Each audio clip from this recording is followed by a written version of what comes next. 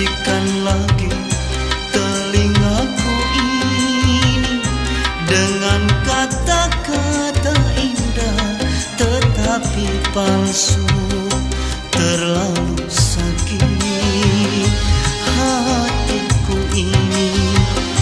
Bila dibandingkan tertusuk duri, lebih baik kau berikan aku segelas racun